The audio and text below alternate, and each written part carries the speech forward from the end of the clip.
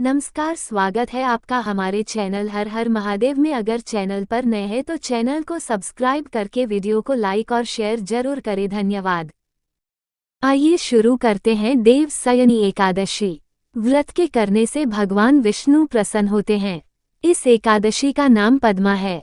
अब मैं तुमसे एक पौराणिक कथा कहता हूँ, तुम मन लगाकर सुनो। सूर्यवंश में मांधाता नाम का एक चक्रवर्ती राजा हुआ है, जो सत्यवादी और महान प्रतापी था।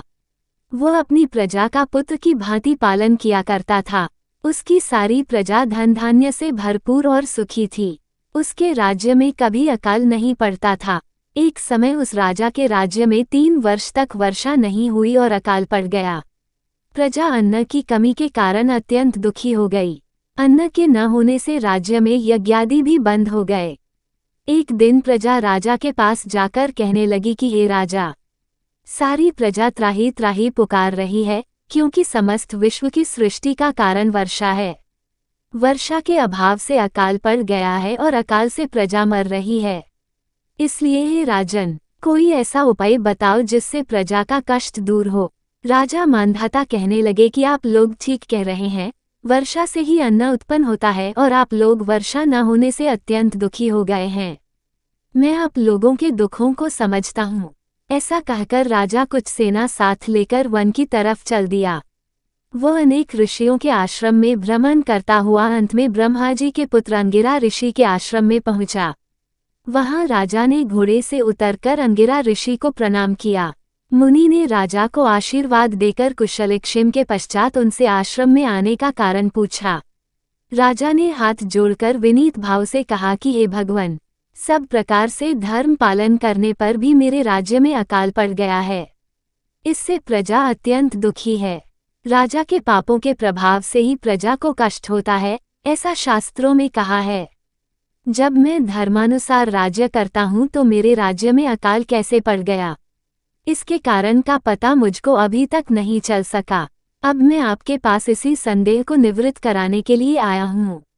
कृपा करके मेरे इस संदेह को दूर कीजिए, साथ ही प्रजा के कष्ट को दूर करने का कोई उपाय बताइए। इतनी बात सुनकर ऋषि कहने लगे कि हे राजन, ये सतयुग सब युगों में उत्तम है। इसमें धर्म को चारों चरण सम्मिलित हैं, अर्थात इस युग में धर्म की सबसे अधिक उन्नति है। लोग ब्रह्म की उपासना करते हैं और केवल ब्राह्मणों को ही वेद पढ़ने का अधिकार है। ब्राह्मण ही तपस्या करने का अधिकार रख सकते हैं, परंतु आपके राज्य में एक शूद्र तपस्या कर रहा है। इसी दोष के कारण आपके राज्य में वर्षा नहीं हो रही है।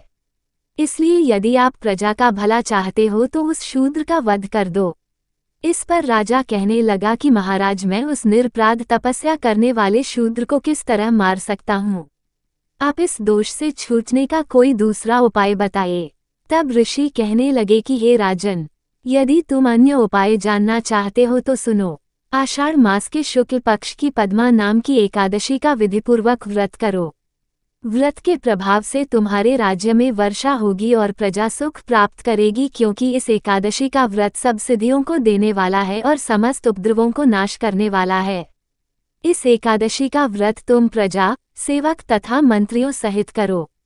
मुनि के इस वचन को सुनकर राजा अपने नगर को वापस आया और उसने विधिपूर्वक पद्मा एकादशी का व्रत किया। उस व्रत के प्रभाव से वर्षा हुई और प्रजा को सुख पहुंचा। अतः इस मास की एकादशी का व्रत सब मनुष्यों को करना चाहिए। यह व्रत इस लोक में भोग और परलोक में मुक्ति को देने वाला है।